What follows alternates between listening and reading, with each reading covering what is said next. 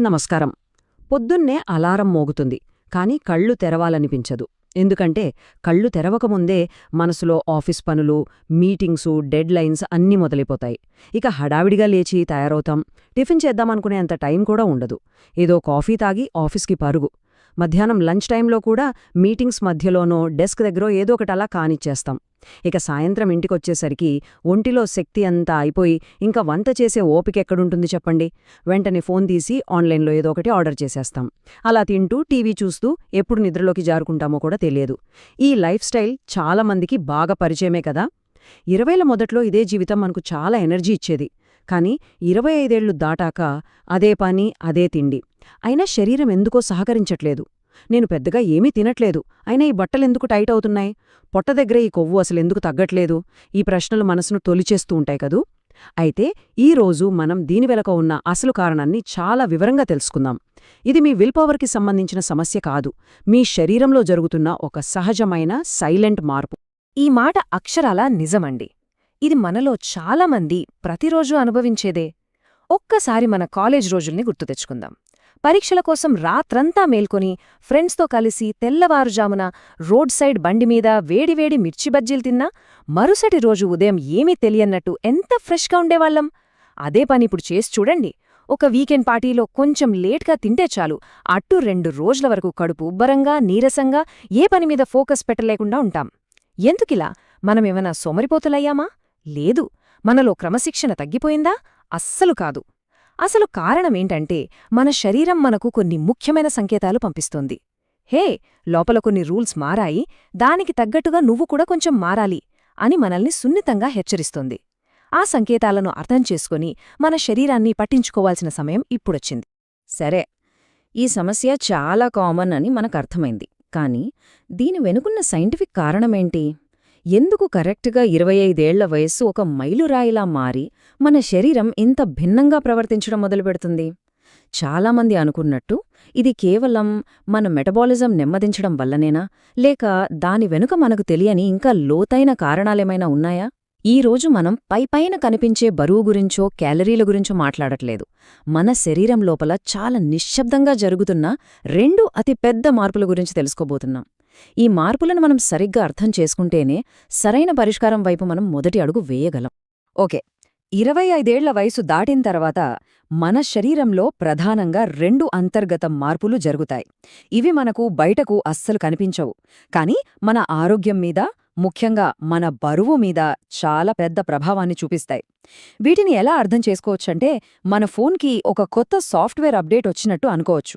ఆ అప్డేట్ వచ్చాక కొన్ని యాప్స్ పనితీరు, బ్యాటరీ లైఫ్ ఎలా మారిపోతాయో, అలాగే ఈ బయోలాజికల్ అప్డేట్స్ తర్వాత మన శరీరం ఆహారాన్ని, ఒత్తిడిని హ్యాండిల్ చేసే విధానం కూడా పూర్తిగా మారిపోతుంది. ఇందులో మొదటిది మన జీర్ణ వ్యవస్థకు సంబంధించింది. ఇక రెండవది మన ఒత్తిడిని, అంటే స్ట్రెస్ని మన శరీరం ఎదుర్కొనే విధానానికి సంబంధించింది. ఈ రెండింటినీ మనమిప్పుడు కొంచెం వివరంగా చూద్దాం. ఈ స్లైడ్ చూడండి. ఇది మన జీవితంలోని 2 దశలకు అద్దం పడుతుంది. కాలేజ్లో ఉన్నప్పుడు మన జీర్ణ వ్యవస్థ ఒక సూపర్ హీరోలా ఉండేది. ఎంత జంక్ ఫుడ్ తిన్నా, రాత్రి 12 గంటలకు బిర్యానీ తిన్నా, ఉదయం కల్లా అంతా మాయం. శరీరం వెంటనే బౌన్స్ బ్యాక్ అయ్యేది. కాని 25 దాటాక అదే జీర్ణ వ్యవస్థ ఇప్పుడు చాలా సున్నితంగా, సెన్సిటివ్గా మారిపోయింది. ఇప్పుడు మనం రాత్రిపూట కొంచెం హెవీగా తిన్నా, మన గట్ అంటే మన జీర్ణ వ్యవస్థ ఓవర్లోడ్ అయిపోతుంది. అంటే మనం తిన్న ఆహారాన్ని పూర్తిగా జీర్ణం చేసే శక్తి దానికుండదు. ఇక అప్పుడేం జరుగుతుంది? ఆ జీర్ణం కాని ఆహారం మన కడుపులో ఉండిపోయి గ్యాస్, కడుపు ఉబ్బరం, అసౌకర్యం వంటి సమస్యలను సృష్టిస్తుంది. అంతకంగా ముఖ్యంగా జీర్ణం కాని ఆహారం మన శరీరానికి కావలసిన శక్తిగా మారకుండా వ్యర్థంగా మారి కొవ్వుగా మారిపోతుంది. ఆ కొవ్వు కూడా ఎక్కడో కాదు, ముఖ్యంగా పొట్ట దగ్గర పేరుకుపోవడం మొదలవుతుంది. ఆయుర్వేదంలో అగ్ని అనే మాటను మన జీర్ణ శక్తికి ప్రతీకగా వాడతారు.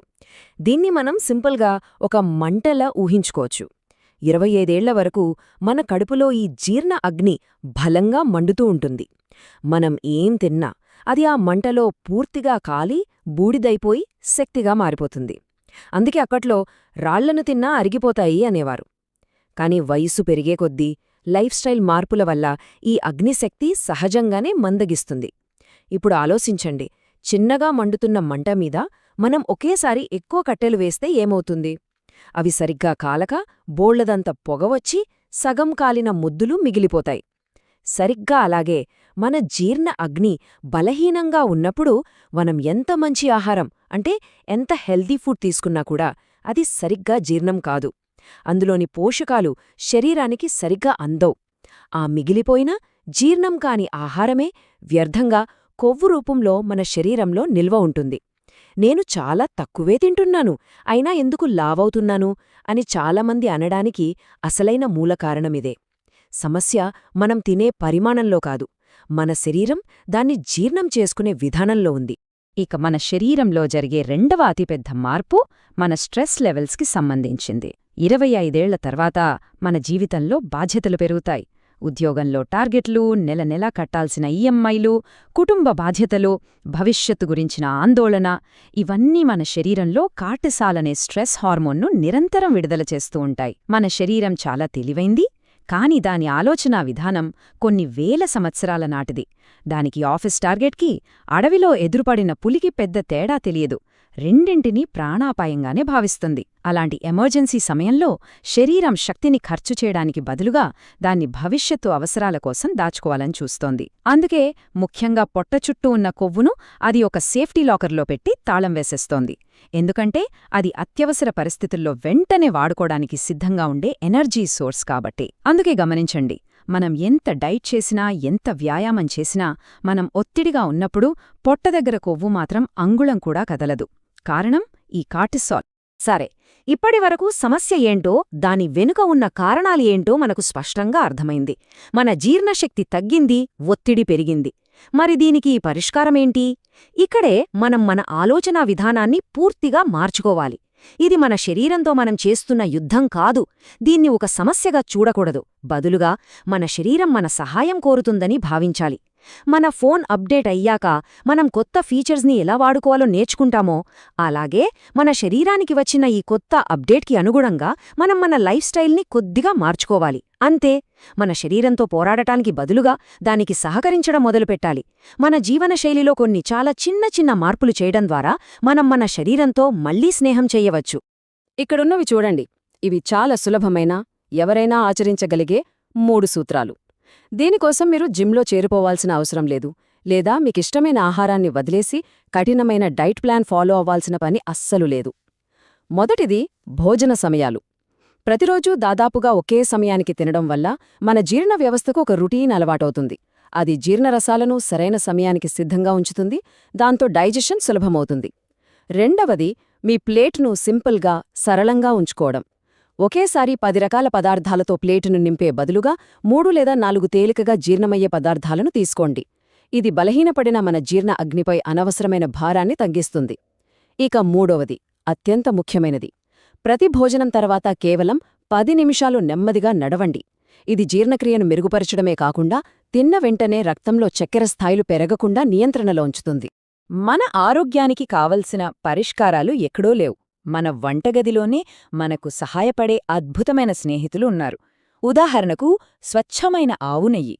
దీన్ని కొవ్వు అని చాలామంది భయపడతారు, కానీ రోజుకి 1 టీ స్పూన్ వేడి అన్నంలో కలుపుకొని తీసుకుంటే ఇది జీర్ణ వ్యవస్థను లూబ్రికేట్ చేసి ఆహారం సులభంగా ముందుకు కదలడానికి సహాయపడుతుంది.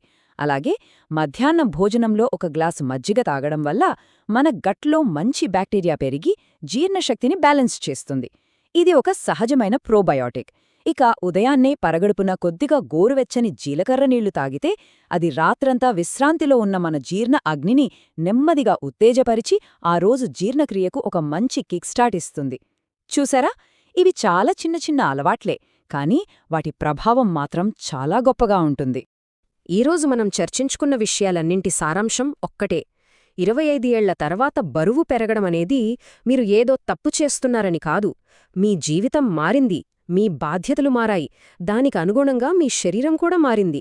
ఇప్పుడు మీరు చెయ్యాల్సిందల్లా మీకు నచ్చిన ఆహారాన్ని పూర్తిగా మానేయడం కాదు, లేదా గంటల తరబడి జిమ్లో కష్టపడ్డం, అంతకందా కాదు. మీ శరీరం పంపిస్తున్న చిన్న చిన్న సంకేతాలను అర్థం చేసుకుని దానికి కొంచెం సహకరించడం, దానితో పోరాటమాపి దానితో స్నేహం చేయడం ప్రారంభించాలి. మన శరీరాన్ని ఒక శత్రువుగా కాకుండా మన జీవిత ప్రయాణంలో ఒక నమ్మకమైన మిత్రుడుగా చూసినప్పుడు ఆరోగ్యకరమైన మార్పులు వాటంతటవే మన జీవితంలోకి వస్తాయి. ఈ విశ్లేషణ మొత్తం విన్న తర్వాత ఒక్కసారి మనల్ని మనం ఒక ప్రశ్న వేసుకుందాం. రేపటి నుంచి నా జీవితాన్ని పూర్తిగా మార్చేస్తాను అని పెద్ద పెద్ద లక్ష్యాలు పెట్టుకోవద్దు. కేవలం ఒకే ఒక్క చిన్న మార్పు. అది భోజనం తర్వాత 10 నిమిషాలు నడవడమా, రాత్రి నిద్రపోయే ముందు 1 గంటపాటు ఫోన్ను పక్కన పెట్టడమా, లేక మధ్యాహ్నం భోజనంలో 1 గ్లాసు మజ్జిగ చేర్చుకోవడమా, ఏదైనా సరే ఒక చిన్న సులభమైన మార్పుతో మొదలుపెట్టండి. ఆ ఒక్క మార్పు మీలో ఆత్మవిశ్వాసాన్ని నింపుతుంది, మరిన్ని మంచి అలవాట్లకు పునాది వేస్తుంది. మీ ఆరోగ్య ప్రయాణంలో మొదటి అడుగు ఈరోజే వెయ్యండి. ఈ సమాచారం మీకు ఉపయోగపడిందనిపిస్తే మీరు మొదలుపెట్టబోయే ఆ ఒక చిన్న మార్పు ఏంటో కింద కామెంట్స్లో తప్పకుండా పంచుకోండి. మనందరం ఒకరికొకరం స్ఫూర్తినిచ్చుకుందాం. ఈ వీడియో నచ్చితే లైక్ చేసి మీ స్నేహితులతో పంచుకోండి.